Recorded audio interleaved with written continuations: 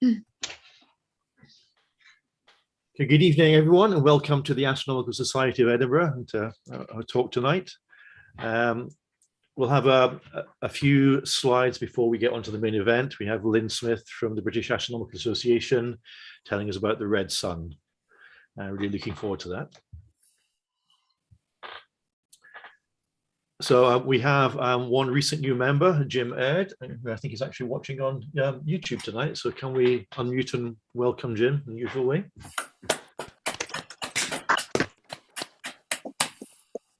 Brings our membership up to a record topping 169.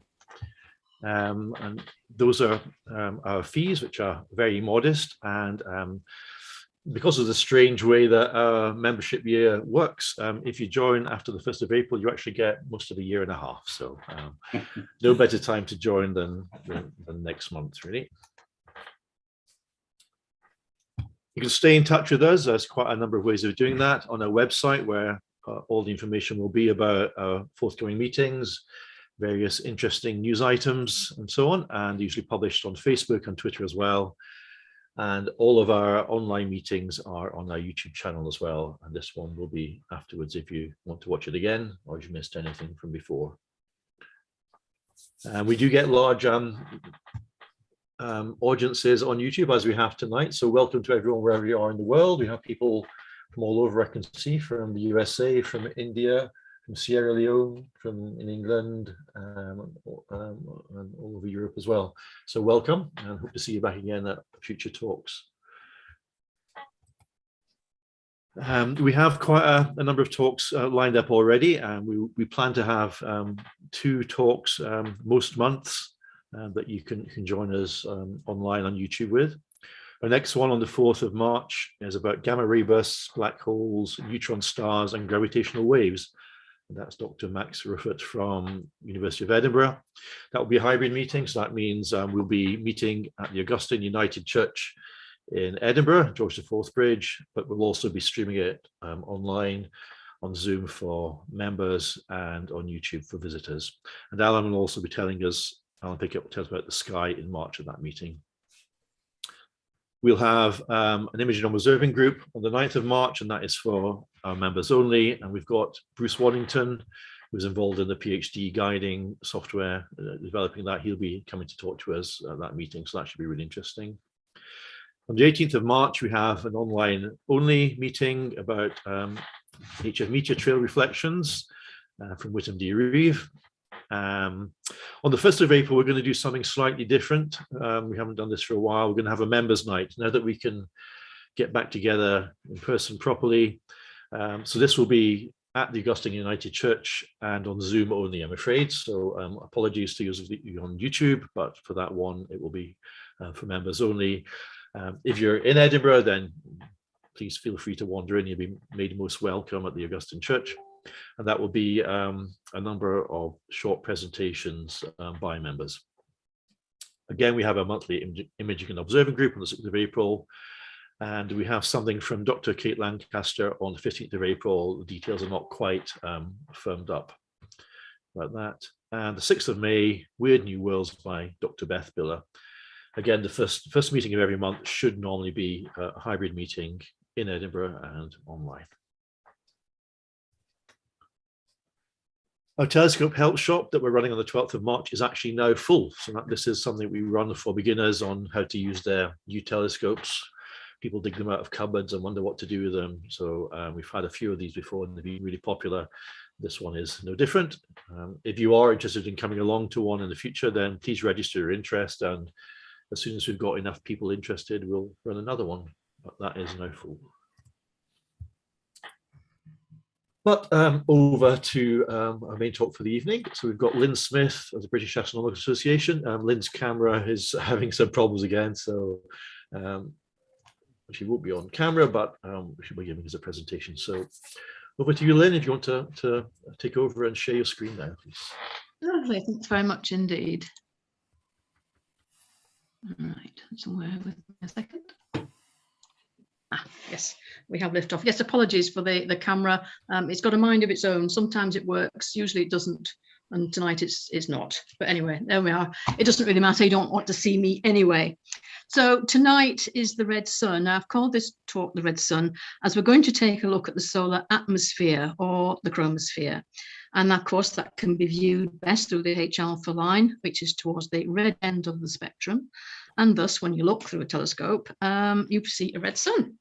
So not only are we going to have a look at the usual features talked about in the chromosphere, prominences, filaments and flares, I'm sure you're familiar with those, but we're going to have a look at all the features that you can see there, perhaps for the more advanced observer, and maybe provide you with a bit of an observing challenge, and for images as well if you're looking for a bit of a project. So the chromosphere is only about 2,000 kilometers thick, and it's usually seen only during total solar eclipses. However, of course, technology today allows us to study this 10,000 degree layer whenever we wish, as long as the sun, of course, is on show. Now, to observe the chromosphere, you need a narrow band filter, which only passes the H-alpha line towards the red end of the spectrum at 6 by 6.3 nanometers. A H-alpha kit can fit your refractor with a front etalon and a rear blocking filter. Or, of course, you can buy a ready-made H-alpha telescope, and you can see both kits on there. So here we have the front etalon and the blocking filter at the back, and here's the dedicated solar telescope. This is actually Dave Tyler's rather magnificent setup. No wonder he takes such wonderful images. You can buy these kits to adapt your refractor, or as I say, a sort of sealed unit telescope dedicated to it. Coronado, Solar Scope and Lunt seem to be the sort of leading makers. Perhaps Lunt is a little bit less expensive than the others. I know quite a number of BAA observers that have got Lunt, and I think they're absolutely fantastic and no lesser quality. So that would seem to be quite a good recommendation to have a look at. Mine is quite an old one now. It's a Coronado Neostar, 70mm. I bought it in 2002 for the princely sum of £2,200, which seemed a fortune at the time, but it's been in use an awful lot during the last 20 years, and I've worked out it's actually cost me about £2 a week. So it's pretty good value, and what it can show you on occasions is absolutely stunning. So if you've not got one or seen through one before, then I'd certainly recommend you have a look through a H-alpha scope. Now, you'll be familiar with the basic composition of the sun, with its nuclear core, the radiative zone, convection zone, and then the photosphere, where sunspots are observed. Above that is the lower chromosphere, with temperatures of about 4,000 degrees, and then the upper chromosphere, where temperatures are about 10,000 degrees. And then there is the corona, where temperatures go to the excess of about a million or so. The mechanism leading to this heating of the corona is not yet fully understood, and it's thought that magnetic tornadoes funnel their way up into the corona from the upper chromosphere somehow, converting their magnetic energy into heating the corona to over 1 million degrees. Try and understand what's going on there. There are 2 probes currently en route to the sun, so we hope within the next few years we'll get an answer to an awful lot of those questions. So we have the Parker Solar Probe and the ESA Solar Orbiter. The Parker Solar Probe was launched in 2018, and it's on a 7-year mission to the solar corona. The probe will make 26 orbits using Venus as a slingshot to get closer and closer to the sun. So this is what it's doing. Its closest approach will be in late 2024 and early 2025. That's orbits 22 to 26. They're going to be the ones we're really interested in. And that's when it will be just less than 6 million kilometers from the solar center. I've got a wee animation there just to show you what the probe's doing. Well, it's doing all these different loops using Venus to get closer and closer and closer. So eventually, in a couple of years' time, it'll reach its closest point. However, because we can see there on the 21st of April, 28th of April 2021, the probe encountered magnetic and particle conditions at 8 million miles above the solar surface, and that indicated to astronomers that it had entered the solar atmosphere. So it's touched the sun or the solar corona at any rate for the very first time. Its closest approach so far was perihelion on the 21st of November last year, when it came within 5.3 million miles. The Parker Solar Probe will sample the solar corona to discover more about its heating mechanism. So we look forward to the kind of information that will be giving us in the coming years. ESA, meanwhile, they have their solar orbiter. They launched that in February 2020, and it's just beginning its 5-year mission. This probe will not move in as close as the Parker probe, but it will examine the heliosphere and perform high latitude observations of the sun. And it will take a look, interestingly, at the polar regions. That's a part of the sun we've never really had a look at before. And it's hoped that we'll find out a lot more about the solar wind, coronal heating, and what drives the 11-year cycle. So we move on then to coronal holes, something you've probably heard an awful lot about if you study space weather.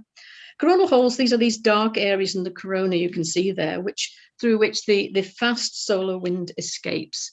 They have an open magnetic field line structure, and they're cooler and less dense than the surrounding plasma. They're more prevalent at solar minimum, but they can appear at any time and are more stable towards the poles. Faster rotation at the solar equator means that these holes are more likely to more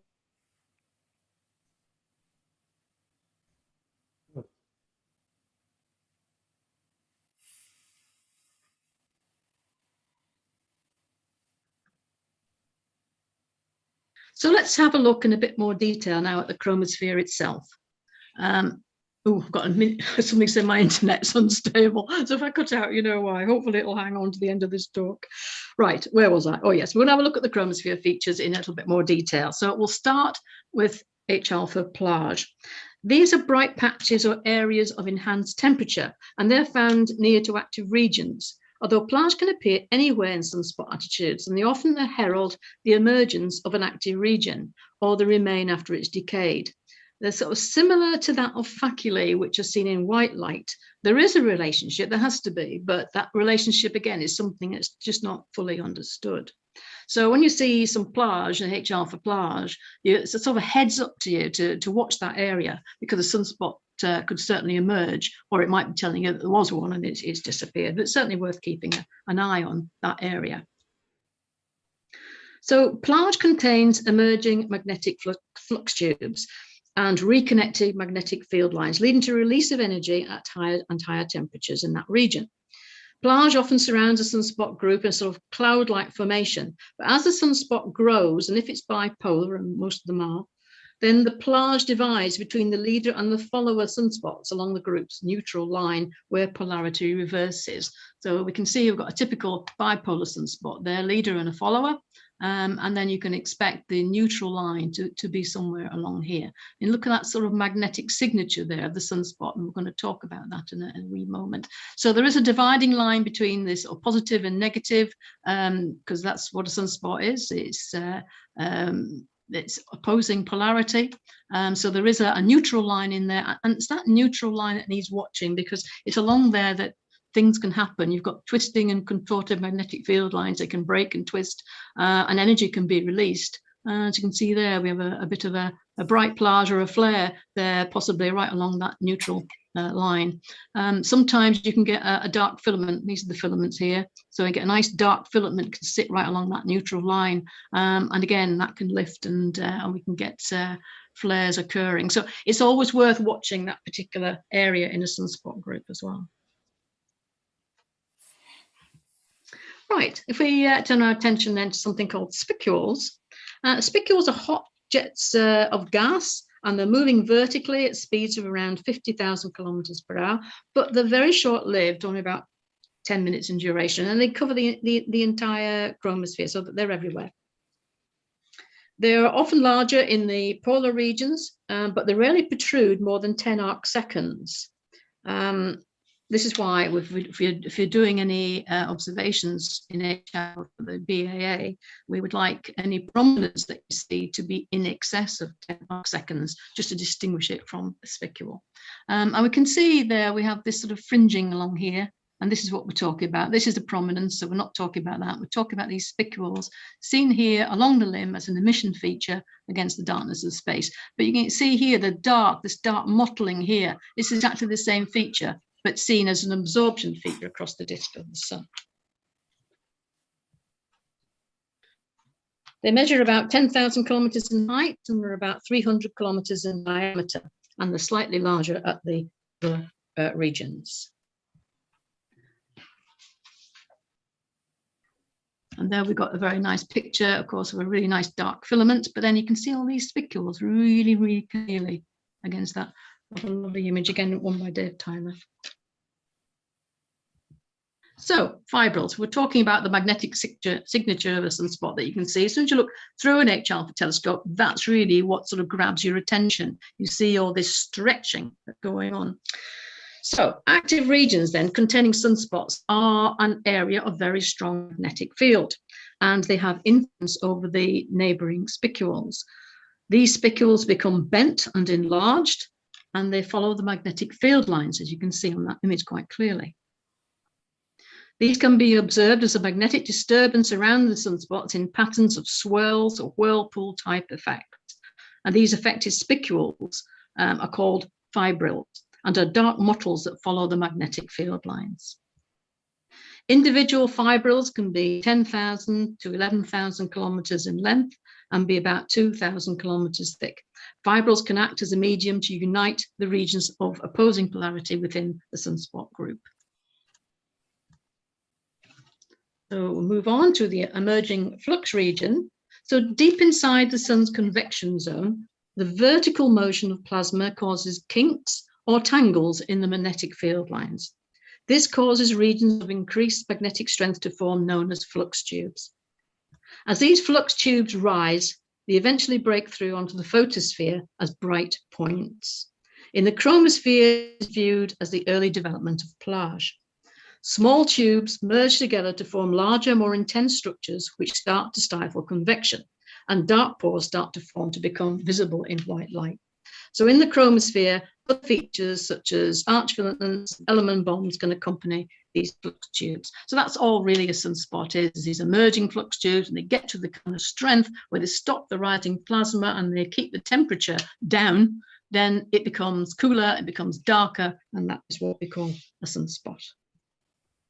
Now, arch filaments, these are quite interesting. As an active region develops, a unique type of fibril may develop, and we call that an arch filament. They appear as dark threads that overlay and bisect the neutral line of the active region. They appear as straight lines or slightly curved features if seen near the limb. They will appear bright as emission features, but they're difficult to see as they lie low in the chromosphere, and they may not be seen depending on the height. I've never received an observation of one or an image of one, so that must be pretty tricky. Maybe it's just a satellite imaging thing as opposed to the amateur. But anyway, in theory, you can maybe have a go. Who knows? But there you can see some rather nice ones. So they're these little tiny things. Well, not so tiny really, but compared to what we're looking at, they appear tiny. But that's what they are, these little arch filaments. So it's just something else to look out for when you're doing your observing, and all these features, it just enhances your observing experience. If you can look for all these different features and then know what it is that you see, particularly for images as well. It's not just a matter of taking an image, but then having a look at what you've processed, and then of course being able to identify the features that you can see that you've captured within your image. So an arch filament follows the magnetic field lines of opposing polarity, and they vary in height from about 4,000 to about 15,000 kilometers. They're short-lived features, they're lasting about 30 minutes. Again, a rather nice image of them that you can just see in the central region there. Element bonds, now these are quite interesting as well. These are mini flares. So another typical feature associated with an emerging flux region, and even with mature active regions, are bright points, diameters of about 3 arc seconds or less, known as element bonds. They occur low in the chromosphere, about 600 to 1100 kilometers above the surface. The short-lived features, again, maybe 5 or 10 minutes, but they may reappear again after an hour or so. They're often seen around the edges of sunspots or at the base of spicules and of active filaments as well. They're thought to be the result of magnetic reconnections in the chromosphere, which won't come as a surprise because most things are. So let's have a wee look at them. So there we can see a couple of those sort of bright dots in there. So those are those mini flares going off, element bonds. But you can really see them in this fabulous image here by Philip Tosi. So, I mean, just look, I mean, it's absolutely riddled. It's that sunspot group with all these mini flares, these element bonds. And there's another one there, which you can see. So that's what you're looking for. Again, well, maybe you can see them visually. I never have, but again, my eyesight's rubbish these days compared to what it is. But I think this is really more of an imaging feature. So again, something for imagers, just have a look at what you've processed and see if you've captured these element bonds. Moving then into the probably more familiar territory then of prominences and filaments.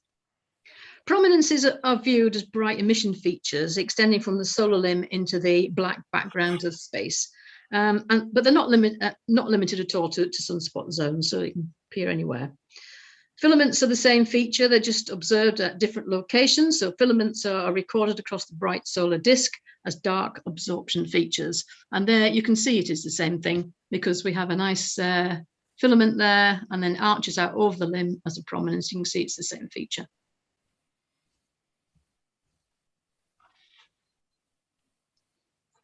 A prominence then is a cloud of gas suspended above the solar surface. They can be thrown up by an ejection from below or condense out of the lower corona or define a magnetic field that has captured the gas.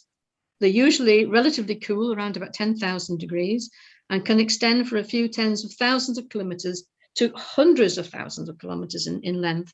As the magnetic field evolves, so the shape of the prominence will change. And if you've seen an eruptive prominence that has shot out, and it really is shot out, it can do in about sort of 20 minutes, half an hour, which is almost in real time, you're almost watching it move. You know, these are absolutely spectacular. It is a matter of luck when you happen to be at the telescope when these things happen. But when they do, it's absolutely stunning. It's something you just don't forget. Amazing experience. So these features, they can be active or they can be quiescent. Although the features can occur anywhere in the solar disk, there is a significant connection between them and active regions and solar flares. An erupting solar flare can disturb an existing prominence or filament and lead it to a fast-moving ejection of plasma, an erupting prominence or an erupting filament. Sometimes the plasma will descend back onto the sun, but occasionally it can lead to an ejection of plasma from the corona called a coronal mass ejection, or a CME, where material is ejected.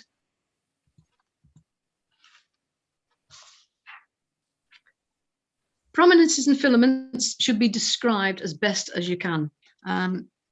These sort of examples of flame, pillar, jet fan, tree, that sort of thing, loop, arch, broken arch, multiple arch, those are the kind of usual things people describe, but just whatever you can. You know, a church with a steeple is quite a good one. You see quite a lot of that sort of shape. One guy even sort of said, well, looks like an upside down wine glass. So you can be as creative as you want, as long as it sort of, you know, tells me exactly what it is or what the shape of it was you saw, then be free to describe it as you wish. That's fine. This is a typical stable prominence, and it's a hedgerow prominence, which is quiescent. So thing to look for there is the flow between the elements, which are described as interactive and comprise of a horizontal flow of knots and streamers between the elements, as you can probably see on that image. The two ends of the hedgerow prominence, they're usually magnetically anchored to the solar surface, producing a stable and quiet feature. But there you can see there's multiple anchors in that one. If one end breaks free of its anchor, then it's usually a sign that it's about to erupt. This is a corresponding filament, and you're looking down on that same feature really from above over the body of the sun. So you can see the same shape. So you can see these arches, and there's the anchor, another anchor, arch and anchor, and so on. So that's exactly the same feature, but just as a really dark and magnificent filament. So that again could erupt. So those scalloped edges are referred to as barbs.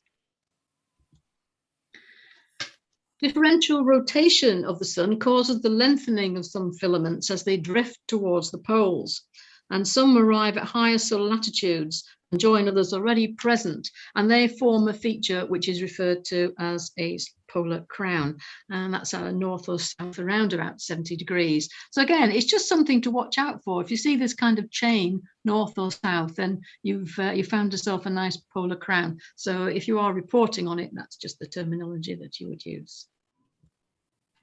Most prominences that achieve a height in excess of 50,000 kilometers erupt within a day or two.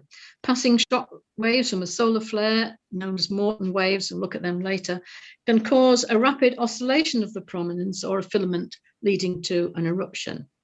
Now, you can see there what we've got. We have that disengagement there. Something has caused that rather nice prominence to disengage from its other anchor, and away it's gone. Obviously, this has been speeded up considerably by Andy, but what a fabulous movie of that particular prominence erupting there. This was quite a famous one, and I think this graced the BAA handbook back in 2010, and it's a huge coronal mass ejection there. One or two more images of it. And there it is, and that's it disappearing away as it starts to dissipate into space. When you think of the size of the Earth compared to that, I mean, it's absolutely huge. And this you may well have seen on Space Weather a couple of days ago.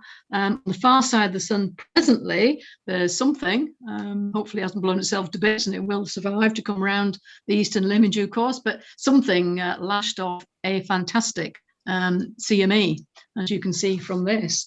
Bear in mind, of course, there's the size of the sun. This is just the blocking filter for the satellite, but just look at the ejection, the amount of material coming out of there. And then Soho also captured it. And again, you know, look at the size of the sun, and then look, you know, at this. You see how it's bathing the entire solar system in particles. Then this great ejection here, concentrated ejection of plasma. I mean, this is why people study the sun, because it is just so dynamic. And of course, you just never know what's going to happen. It has been quite active. Last couple of days or so, it's gone really quiet. And yet on the far side of the sun, what's going on there? Amazing. Right, so when we get the flares going on, there's kind of a sort of, can't think of the word, but a shadow, you know, something's left over from it. It kind of tells you this is what's happened. It's called a post-flare loop. So that's sort of a signature that a flare has been there. It's sort of a leftover event.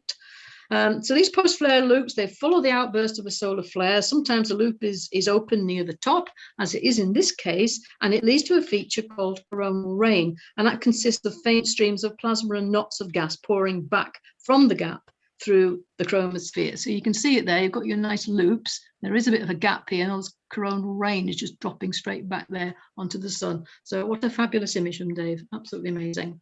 One or two more. They're classic post-flare loops. So that's what you're looking for.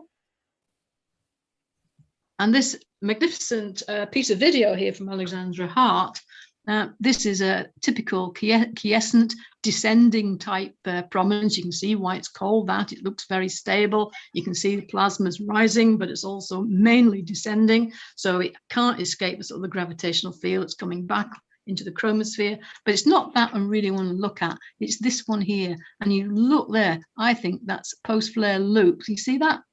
And you see how it's raining down. You're kind of looking at that really edge on. So I think that's, yeah, I would say that's what that is. That's been a flare there, and that's a classic post-flare loop sort of signature.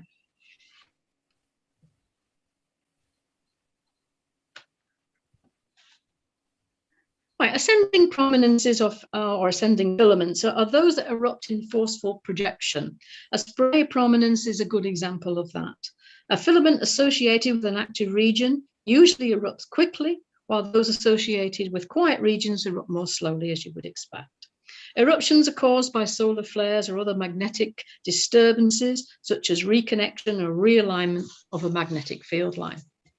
The rapid disappearance of a filament is sometimes called a disparition brusque, when several billion tons of matter can be ejected from the sun in a coronal mass ejection. So if you're viewing a really nice, long, dark, complex filament, and keep your eye on it. The thing is, of course, it can last for several days, but it will lift eventually, usually during the UK night, of course, but that's, typical. But anyway, there we are. Keep your eye on it, and let's hope it does lift and you can see something spectacular going on. Now, this is a very interesting capture by Andy Devey. If you watch here, the dark burst, you can just see, if you watch that arrow, got a sort of classic prominence here, but then look, do you see that sort of dark burst there? There it goes. Just watch it a couple of times. There it goes. I'll let you watch that for a bit. Historically, observers have drawn the occasional black or dark prominence rather than the sort of bright variety that we're used to. Could this be what they have observed?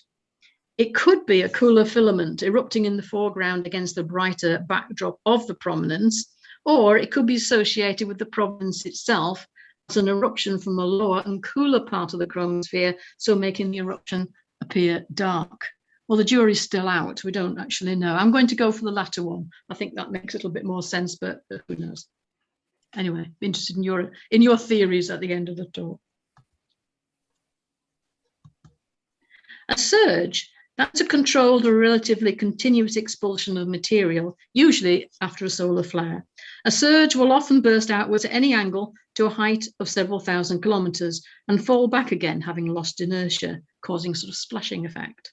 The velocity of a surge is therefore less than the escape velocity of the sun, which is 600 kilometers per second. They appear dark. They gradually become transparent until they disappear altogether. When seen at the solar limb, it appears as a bright jet or a spike in emission, which gradually grows and then, of course, falls back and disappears. So again, something else to look out for, these bright sort of jets or dark jets if they're over the sun. Don't happen, you know, they don't have to occur in association with sunspot groups either. So we've mentioned solar flares. Let's take a closer look at them. A solar flare is a sudden and extreme release of stored up energy. It's primarily found within the magnetic field of an active region. Energy is released as a consequence of reconnection between magnetic field lines. Reconnection or realignment generates massive electrical flows, which heat the surrounding plasma to millions of degrees. That is powerfully accelerated away from the sun. The bulk of a flare energy release is in wavelengths beyond the visible spectrum. Sometimes, however, they are visible in calcium K line and also in white light, but I'll come back to that one later. A typical flare starts as a rapid brightening or a series of bright spots, usually associated with a sunspot group, but not exclusively. There is a period of rapid growth to maximum brightness called a peak, then followed by a gradual decline in intensity and decay. So we look at a few. So again, Andy Devey, who's the past master videoing solar flares, so you can see he's got a really cracker there. And you can see there's an ejection of some dark material just here. This is my favorite, though. I just love this one. Because you kind of really edge onto this, you know, it's really coming at you. So you've got the bright flare, and then you've got this dark ejection of material coming out straight after. You might have seen this one on Space Weather as well. That was in May last year, and I've included this one. Now you can see the element bombs around there for a start. But the interesting thing about this one, it wasn't a particularly strong solar flare. It's a C-class flare, and we'll look at classifications in a wee moment, but it's a kind of middle of the road type flare. And yet look at the ejection of material. So you don't have to have, you know, the strongest X-class or M-class flares to have an injection of material. So I think that's quite an interesting one. And here we do have one of the stronger type flares, an X2 flare, back in 2013, captured again by Andy. That's again quite stunning, beautiful. Can't claim this is Andy's work here. We're back to the SDO, but this is quite a famous sunspot back in 2013, around the last maximum. So you can see again there, flash of that flare, and again the ejection of plasma coming out. Interestingly enough, of course, if you have the solar flare and the ejection of plasma sort of down this sort of area, then it's coming earthbound. So again, you can have sort of heads up for aurorae. And also interestingly as well, if it happens to occur near the limbs, that can also arc around and come at us and end up with aurora. So interesting. This is just a still by Dave Tyler, again capturing a rather nice solar flare coming out of that sunspot group there before it rotated. This particular group, 2192, we'll come back to that a bit later on, was famous for its X-class, the strongest class of flare. X-class start at X1, and it's open-ended and go all the way up to X, goodness knows what. I think they reckon the Carrington one was about X40 something or whatever. But you can see, oh, we're not sort of in that sort of category. But however, we have an X6.7, and that is a fantastically powerful solar flare. So this particular Sunspot just cracked off X-class solar flares and a lot of M-class ones too on its rotation around. So certainly, you know, as we sort of build up towards solar maximum, which we are doing at the moment, we can expect to see some fireworks. So that's nice, good time to take up solar astronomy. And that's what it looked like, that particular Sunspot. We'll come back again a little bit later on to structure, but you can see it's a mess, and that's good. If you want contorted magnetic fields and you want something that looks like a mess, because you can practically see the rotation in there. You can see it's a mixed up mess. And so you're going to get all these twisted magnetic fields and reconnection, and then you're going to get solar flares. So that is the type of sunspot you're really going to look for. If you find something like that rotating onto the sun, it's worth just camping by the telescope and keeping your eye on it all the time you can. So what are the sort of signatures to look for? Right, we're not going to see that type of sunspot so often, but you know, we have other solar flares can come out of other types of groups, sort of less exciting groups. So we're looking for mature sunspot groups of Macintosh classification of D, E, and F, and they're quite notorious for flare production. Also, growth or rotation within a sunspot can indicate twisting and distorting of the neutral line, and that can indicate likely flare emergence, and that's of course what we saw in that previous particular image. Most larger flares appear about 2 years after sunspot maximum and tend to occur in a developing group rather than during its decay, but again, of course, not exclusively. Energetic flares create parallel ribbons on both sides of the neutral line, just rather than just one bright flare region. So it's not just a matter of seeing the flash that we've seen, but you can see ribbons and area. I think perhaps you can see there, you've got some extensive area in that particular flare, which can go to extend its category somewhat. So we're looking for D class, and that's just classic sort of follower, leader, follower, maybe some stuff in between. If it's less than 10 degrees in longitude, we call it a D class group. Usually they get a bit more complex when they grow beyond that, but if they've reached 10 degrees and extended up to 15 degrees, they're E class. So again, they'll have a follower and a leader. They might have some penumbral spots in between and a lot of small stuff. And if they go to over 15 degrees in longitude, we've just had one of those this last week, and they can get quite complex looking and strung out. I can see sort of the bottom here, and they're just referred to as F-type groups. But anything really, if you've got a leader and a follower and some stuff in between, then you know you start taking notice. You can get flares out of these regions. So the classification then, I'm not going to dwell on that. You can look all this up if you want to know about it. But there are two main types. There's the H alpha and there's the X-ray. So H alpha, you can see here we're measured in square degrees. There's plenty of help online to help you measure this kind of stuff. So you send me an email, I can point you in the right direction to where to find all this kind of stuff. So you measure it in square degrees. Obviously the highest would be a class 4 there, or you can do it a different way. You can look in millions of solar hemisphere, which is kind of the way most people tend to do it these days, and measure it in importance. You also have to qualify that importance with a qualifier of faint, normal, or bright. So if it was the smallest, then it would be importance 0 with a qualifier of faint, so OF. So that's the smallest and dimmest. If it's the brightest, it would be importance 4 with a B for brilliant. So 4B would be the brightest classification. But I think we're probably all a bit more familiar with the system invented for the GOES satellite, the X-ray system, where we have A, B, C, M, and X. I'm interested if anybody knows why it was labeled A, B, C, M, and X. I don't know. Anyway, there we are. So the smallest ones are A, not too interesting. B, okay. C, start really getting interested in those. They can be nice. M class, yeah, certainly want to be at the telescope with M class around. So you're looking at quite a big and complex type spot, and X, well, of course, they're absolutely the cherry on the cake. We're getting X class flare. I've seen plenty of C class and M class, never actually been at the telescope and seen an X class, and I've been looking 20 years, but one day, you never know, I'll get there. Each of these classes are subdivided 1 to 9, and I think we'd say, so M1 is 10 times more powerful than C1, and you know, again, we're looking at M and X, both likely to impact on the Earth and produce aurora. We did have a very nice X-ray flare back in 2003, which was measured at X45. So that's getting along the Carrington sort of level. Initially, it was logged as X28, but when they went back and did some research on it, they saw that it actually flooded the chip out.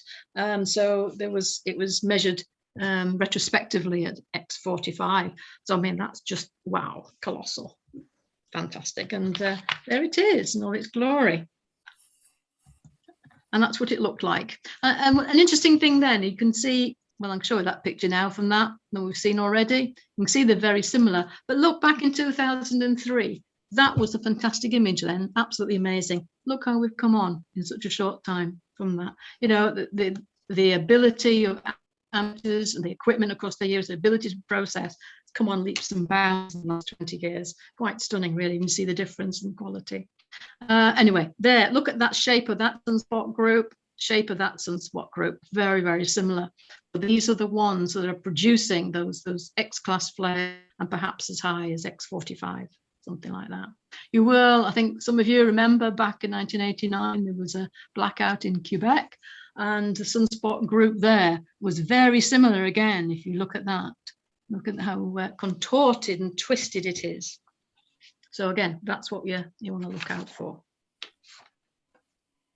Right, Hyder flares. This is a term used for a flare that occurs not in association with a sunspot group or an active region. They often occur when a filament lifts and visually appears as a series of twisted bright blobs on both sides of the filament, or as a ribbon flare. This is a slower event than an active region flare, and the peak can last for up to an hour before slowly fading. The intensity is usually less than an active region flare, but can be spread over a greater area. So maybe not as spectacular, but yet again, I think this video maybe disproves that statement. Again, I think this is as it is. So we have, as you can probably see there, a nice filament, and just look at the extent of that ribbon flare. You can see why it's called a ribbon flare now. Both sides of the filament, ejects it away, but it doesn't quite have the velocity to escape the sun's gravity, and it's pulled back down onto the chromosphere. Just amazing piece of video, absolutely fabulous. Now, this is pretty rare. Now, if you want a project, here's one for those looking for something difficult. Now, this is a flare-related feature, along with those flare loops, surges, and spray prominences that we've already considered. It's basically a shock wave visible in the chromosphere resulting from a large or an intense solar flare. The shock wave appears as a single arc shape form emerging from the flaring active region and traveling at about 500 to 1500 kilometers per second. You might just be able to make it out there, just that sort of rim there. So again, we're looking at an imaging feature here, but this is really difficult work, this. If a magnetic barrier is encountered, such as another active region, and the wave is disrupted, and sometimes the wave encounters the filament and causes it to blink out in visibility as the wave passes under it, and then the filament comes back into view. Now, this is called a winking filament. I've never seen one of those either, but anyway. The motion may well cause the filament to lift or to erupt, and such features are difficult to observe as they're diffuse and low contrast. However, occasionally an imager does capture one, and the time-lapse video is also a good method for doing so. In 20 years, I've only ever had 2 imagers produce one of these molten wave flares, so quite rare. Right, well, let's finish. Let's finish with white light flares. These are solar flares that are so intense they become visible in wavelengths other than H alpha and become visible in the photosphere as a white light feature. The peak may only be visible for a short time, 5 or 10 minutes, and so luck and good fortune play a large part in observing one. The truly bright white light flares are rare, but the lesser type on the cusp of visibility may be observed more often, particularly if you're imaging. So again, sunspot groups D, E, and F that we've looked at are those to target, and subgroups Ki or Kc. And Ki just means an asymmetric penumbra, so it's messy. And I means that there's lots of small pores or sunspots without penumbra dotted about.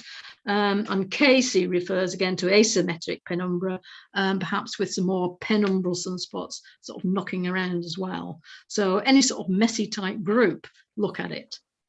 Pay close attention to irregular or detached penumbra within the sunspot group and areas of clustered sunspots between leader and follower. Direct viewing using a solar filter also increases your chances, as only the brightest would be seen with projection. I've given up with projection and just do direct viewing of the solar filter now. Just see so much more, I think. A mild blue eyepiece filter may also help intensify the contrast. Now, the most famous example, of course, of a white light flare was that observed by Carrington in 1859. So no images, I'm afraid, but we do have a drawing. But again, you'll see the similarity to the kind of groups we've been looking at is obvious. So back in 2015, we had AR 2297. Now, this produced an M5.1 flare that resulted in a white light flare. So we're not just having to look at the X-class, the really strong ones. We can be examining your images for M-class flares and seeing in white light whether you've got something. So if you do see some sort of white light within your sunspot group, then have a look, check to see whether there was a flare. You can look on the satellite data and see if there was a flare at the time you took your image. Check it with your HR for observations and see whether or not you might just have got a flare leaking through into white light. I've got a series of images here again taken by Andy, showing numerous flares from this particular sunspot group. Unfortunately, it wasn't imaging at the moment that the white light flare emerged, so I don't have an image of that. But you can see it was flaring all the way around. And there's a little bit of a video at the end just to show, again, an M-class flare.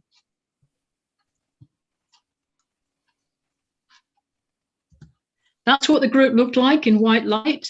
So again, it's not perhaps as complex as some, but yet again, when we talk about M-class flares. So, but look, again, you've got this asymmetric penumbra. So that's what I'm talking about. They're not complete. It's strange shapes, and you've got little bits and stuff in between as well. So again, and this is pretty unusual as well. It's got an unusual configuration, and therefore it's a candidate for flares. So do watch out for groups that look like that. That brings it to the end. I hope tonight's presentation has whetted a few appetites for solar observation and imaging. With the present cycle on its journey towards the maximum a few years from now, I'm sure that an investment in some HR for equipment will be very well worthwhile. Thank you. Thank you very much for that, Lyn. That was fantastic. Can we thank Lyn before we move on to questions?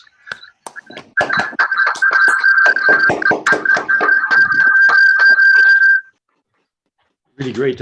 We have over 180 people on YouTube who are asking questions all over the place. I think you could probably be kept busy for the rest of the night answering them all. But I think we probably. Can I just say from the outset that I am an amateur like everybody else. I'm not a physicist, but I'll do my best.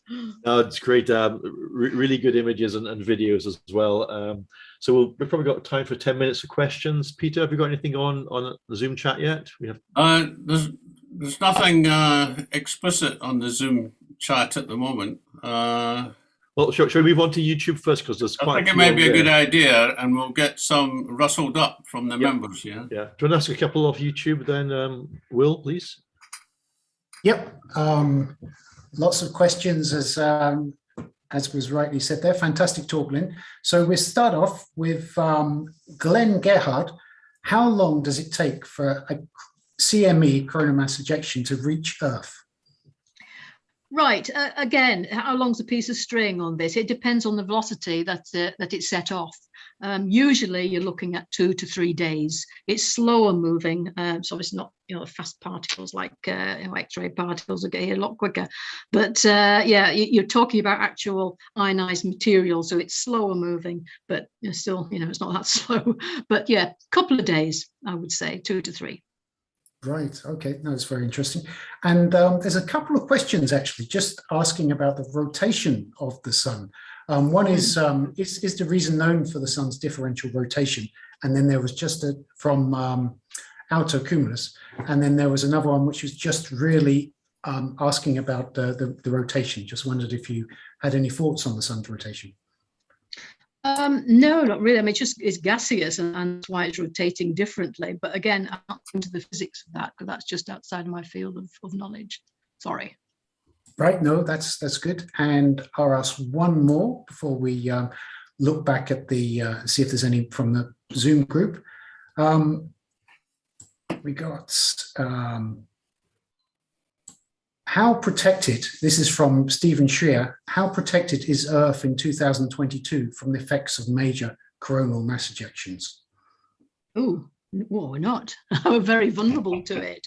And I think that's why space weather has become sort of the in thing, because we've got so much hardware out there at the moment. It's all very valuable. And yet, if we get a CME coming in, sort of like the Quebec incident, then, gosh, what we need is a warning. We need to know when the coronal mass ejections are likely to happen. We need to try and predict solar flares. Well, good luck with that. And then if we get enough warning, we can shut down the satellites and protect the hardware that we've got in orbit. And that's really what it's all about. But we can't do anything. We can't shield ourselves from it. But again, Earth's been around for billions of years, and it's still here. It's been bathed in all this energy from the sun for all that time. So, it's not, our atmosphere obviously protects us, but anything beyond that atmosphere is vulnerable, as are astronauts. Absolutely. No, that's great stuff. How are we doing? Are there any questions from members on Zoom, Peter, or would you like me to ask? If you've got any more, yes, we've got Derek. Yep. Derek made a good point about how we're not sort of really related to that same question about how if we get something going at us the wrong way, and it might be pretty serious. So, did you have anything you want to follow up on that, Derek?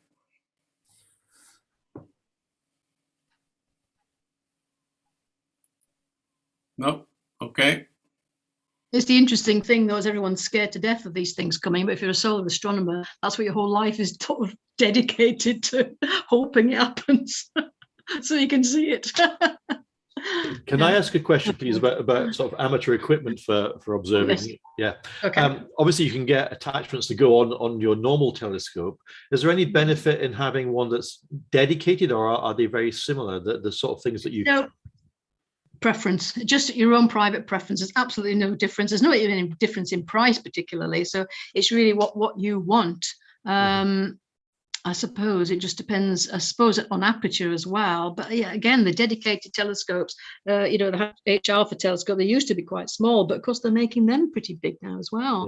Yeah. So yeah, saw the price. Yeah.